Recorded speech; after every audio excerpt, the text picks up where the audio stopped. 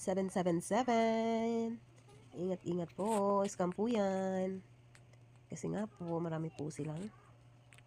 Hindi na magpatuntuan nila. For awareness lang ha, ayaw na magdulaan ni kay Ginoo ko. Huh?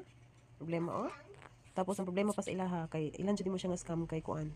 Dako ikag malaki na yung panalo mo pero hindi ka hihingian ka pa rin nila ng pera. So meaning, diyan pa lang scam na talaga kasi pwede naman nilang ibawas 'yun, 'di ba? Usually ganun naman 'di ba kung may mga charge, kung may mga requirements, binabawas naman 'yun sa panalo. Pero dito sa kanila hindi, kailangan mo talagang maghulog, magbigay, mag-recharge, tapos i-upgrade kung daw ang iyong account para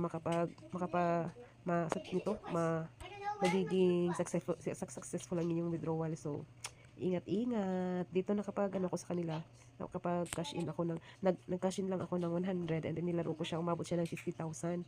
And then, syempre excited tayo. Ang sabi niya, kailangan ko daw maging VIP 1 para ma-withdraw ko ma-process nila yung withdrawal ko. So, nagano naman ako, nagdagdag naman ako. Yun na nga, ang nangyari, hindi pa rin. Tapos, ang sabi nila, hindi pa rin. Tapos, ang sabi nila, kailangan ko daw magdagdag ng tawag nito, mag-recharge ng 1.5 para magiging VIP to. Hanggang walang katapusan yan. Feeling ko, pera-pera lang talaga. Wala, mga scammer talaga itong mga hayupak na to.